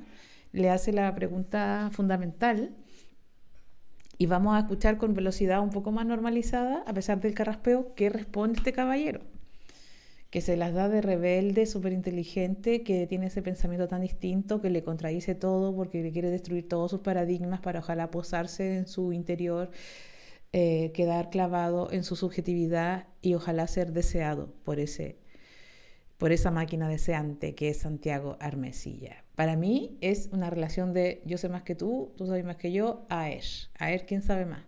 Pero cuando le hace la pregunta fatality es donde uno tiene que poner atención a ver si hay algo, además de solo crítica, porque criticar igual es como bastante papaya, si estudiaste a Hegel. Diferente es imaginar una salida, una estrategia. Vamos a ver qué dice este caballero. No el 17, no el 59, no el... ¿no? Sobre todo porque desafían los marcos teóricos de mucha gente que le pueda escuchar. Ante toda esa descripción de ese panorama, que entiendo que parte de la ley del valor aplicada a nivel global, la pregunta evidentemente, que es la típica que intentó responder Lenin en su día. Perdón por volver a Lenin, no a Lennon. ¿Qué hacer? ¿Qué hacemos? Primero, vivir el año 2023, no el 68, no el 17, no el 59, no el 1789, que hay gente que tiene todavía en la cabeza el imaginario político de la Revolución Francesa. El presente, analizado de manera sustantiva, pensado con vocación de futuro. Mire, hay un marxismo del siglo XX, uno diría el marxismo de 1880 a 1980. Yo antes decía, mire, échelo al tacho de la basura. Después me di cuenta que no es necesario, que ya está ahí, en el tacho de la basura, superado por un nuevo modo de acumulación capitalista, por la realidad. Entonces lo que tenemos que hacer es recrear el marxismo para una sociedad globalizada, para una sociedad altamente tecnológica, para una sociedad en que la administración es preferible a la guerra, para una sociedad que tiene un mercado internacional completamente, ¿no es cierto?, establecido. Hay que pensar el marxismo ahora y hacia el futuro. El marxismo es una herramienta teórica. Bueno, en realidad, en la política lo que hay que hacer es generar izquierda. Por supuesto, hay que entender el capitalismo para poder oponerse al capitalismo, pero generar izquierda, generar movimientos políticos resueltamente anti este capitalismo, no anti el capitalismo anterior, y armar algo que es la tarea de siempre, ¿no? Un círculo virtuoso entre el crecimiento de la izquierda y el crecimiento del movimiento popular. Si crece la izquierda, se puede mover el movimiento popular. Solo si hay movimiento popular, puede, a su vez, crecer la izquierda. Y entonces, claro, hay que inventar una izquierda cuyo enemigo sea el post-fordismo y la hegemonía china y no la guerra de Vietnam de Richard Nixon. O sea, que el próximo enemigo...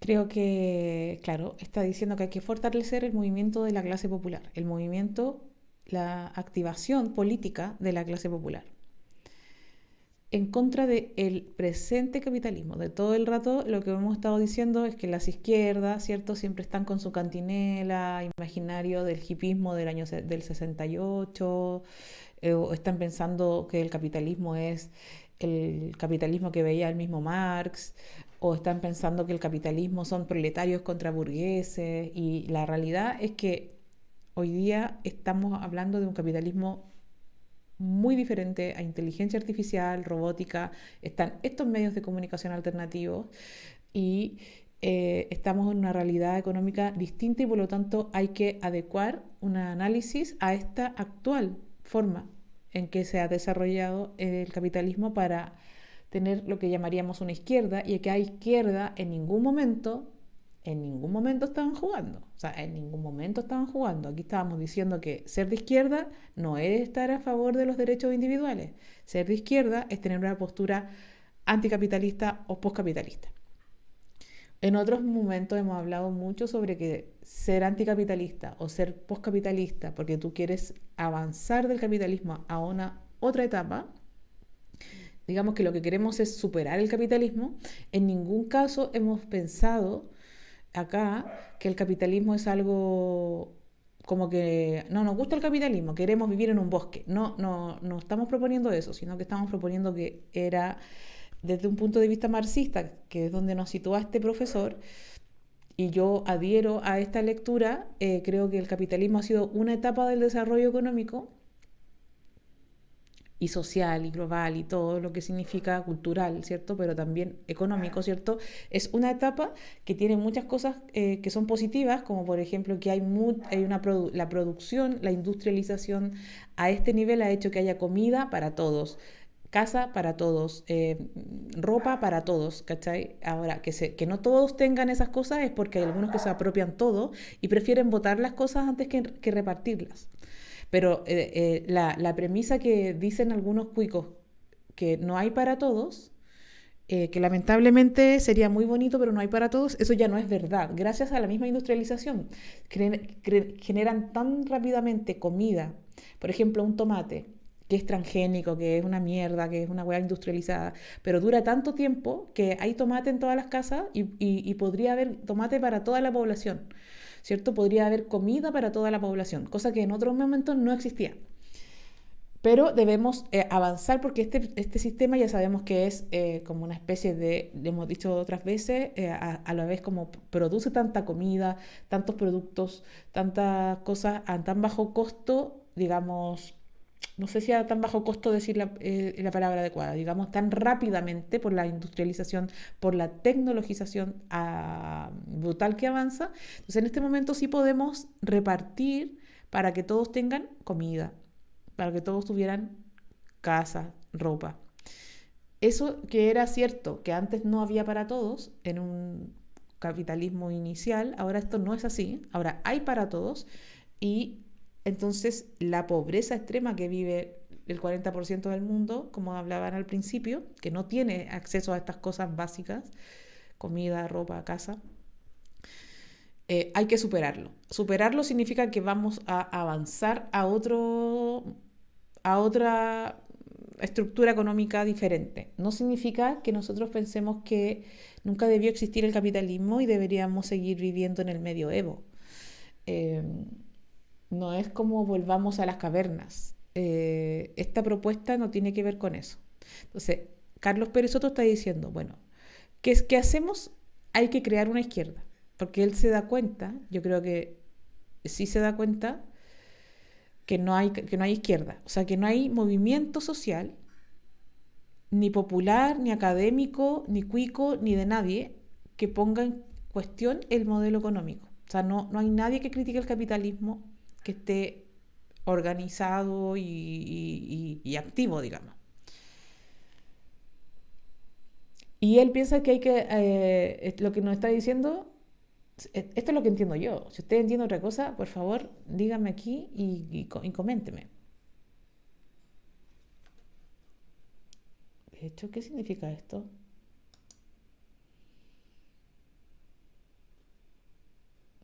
¿Qué significa esto? Caracol Abor dice, las izquierdas no actualizaron la parrilla valórica que nos dejó la inserción del neoliberalismo. Antes la gente echaba weas que ahora uno ignora. Militaban desde los 12, porque trabajo infantil, soy del 82. Y pese a trabajar, ni cagando hubiera militado. Aparte las jotas.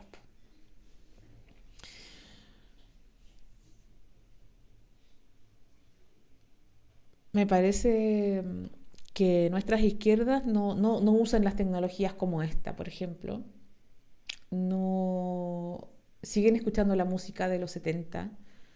Por eso, cuando yo hago el chiste de que cómo íbamos a perder si teníamos a Iyapu, y claro, es chistoso de muchos sentidos, pero también es como seguimos escuchando la música de los años 70, que nos recuerdan el movimiento popular de los 70 previo a la dictadura y la época de la dictadura. O sea, la izquierda sigue en esa tecla a nivel de imaginario, a nivel simbólico, e incluso unos que están más atrás. Entonces, estamos viviendo en este mundo, no en el mundo de Iyapu. O sea, y ya pues sí que es vigente, me parece la raja que toquen y todas esas cosas, está bien. Pero nosotros no podemos analizar, está diciendo el profesor acá, la situación actual con una mirada de los años 60, ni del principio de siglo, ni del 2019. No estamos en ese mundo, estamos en otro mundo donde los trabajadores ya no están en una fábrica y donde no hay una organización popular anticapitalista. Y no existe una organización en ningún estamento, en ningún estrato de la sociedad anticapitalista.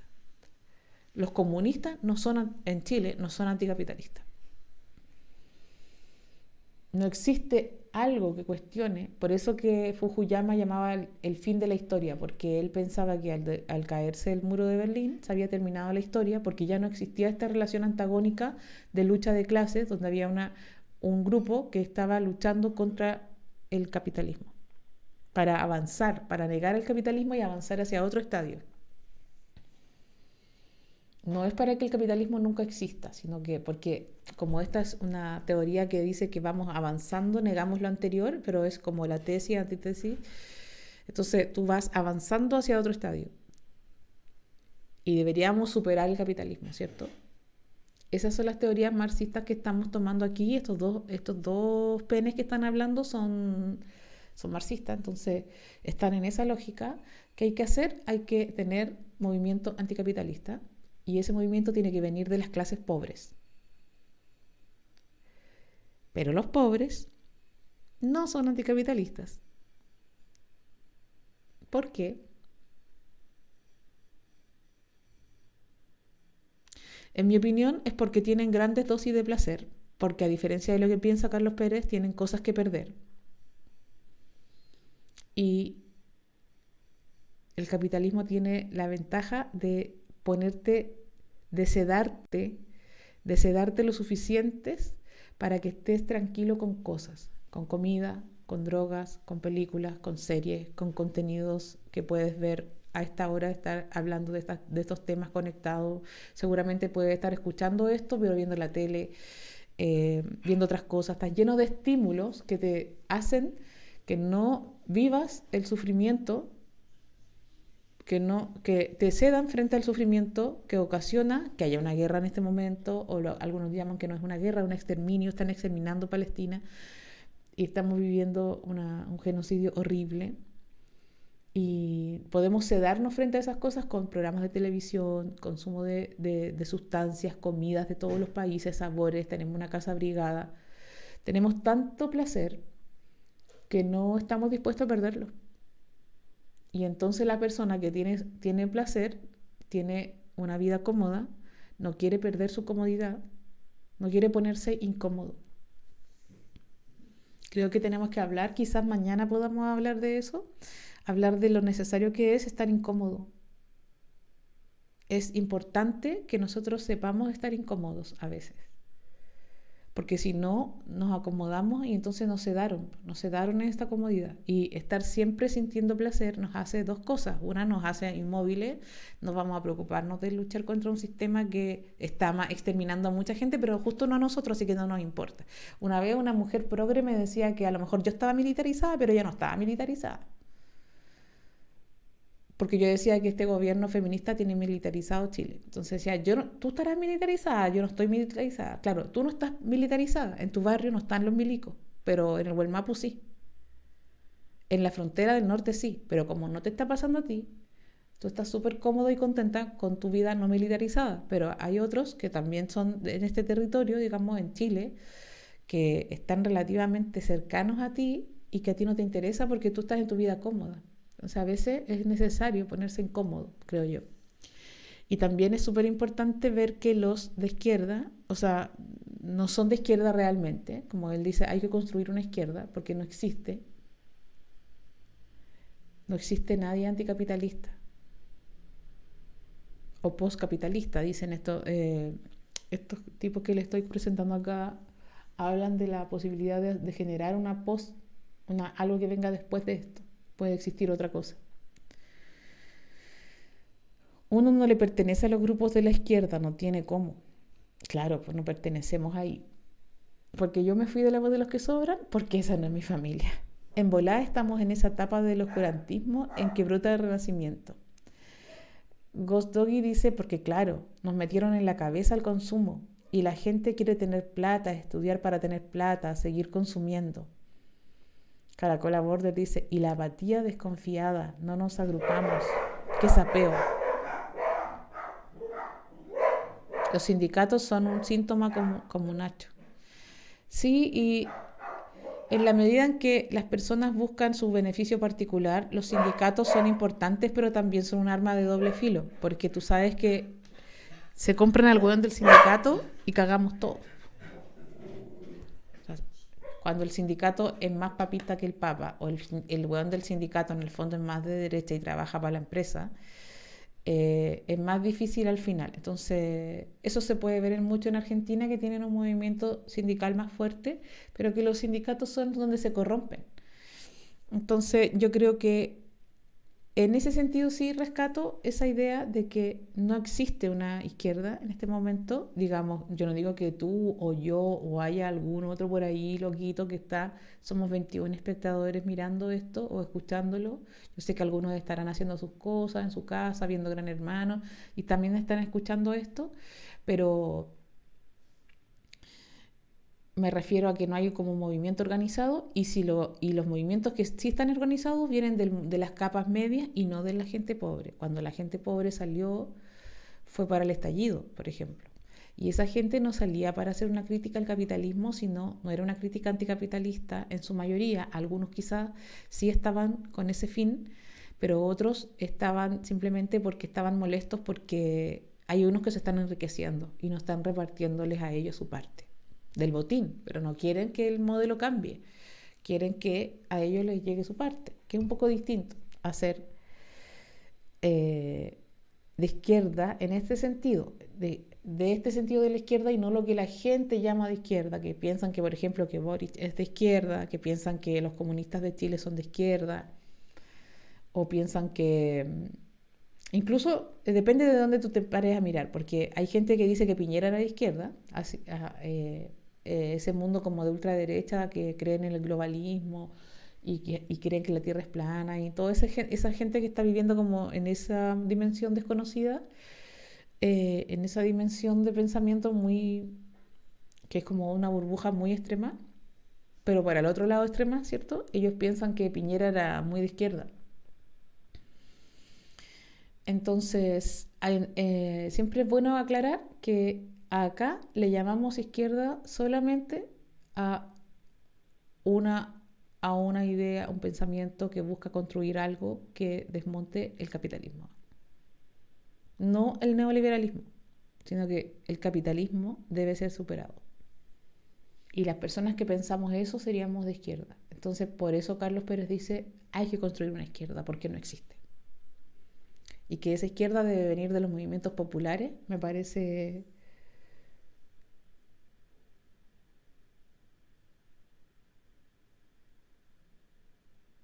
no sé, no sé si es posible ese suceso.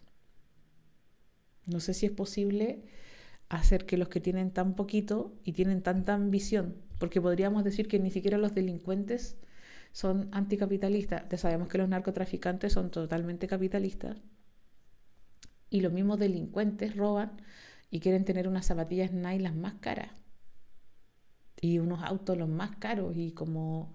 Entonces tampoco es que delinquen porque quieren comer, como era en otro momento o en otros lugares puede pasar eso, pero acá el que delinque no necesariamente delinque porque quiere estar en contra del sistema y no quiere ingresar al mercado laboral, sino que en realidad quiere tener las zapatillas más caras y es más fácil robando que, o digamos, no es más fácil, pero son sus posibilidades, son más bien robando que haciéndose Paco, por ejemplo, que como que una persona muy pobre en Chile tiene posibilidades como de salir de tener un cierto ascenso social o integración social, haciéndose delincuente, haciéndose capaco. Y no se me ocurre mucho más. Y esas opciones toman. Entonces ser delincuente puede ser más rentable. Y les quería mostrar este videíto. Vayan a verlo entero si quieren. A mí no me da el cuero, pero... A ver si mañana podemos mostrar algo que sea más apasionante porque en general no nos divierte escuchar a los caballeros hablando de esta forma tan académica. Les voy a mostrar mañana otro videíto, seguramente en algún momento del día, aunque tengo show mañana. Tengo show el miércoles, mañana es miércoles, así que quizá en la mañana les muestre alguna cosita para que ustedes vean. Aquí tenemos un pene, dos penes debatiendo. Tiki tiki, tiki tiki. A ver si mañana les muestro alguna otra cosita. No sé todavía. Ahí les estoy avisando. Se les quiere mucho.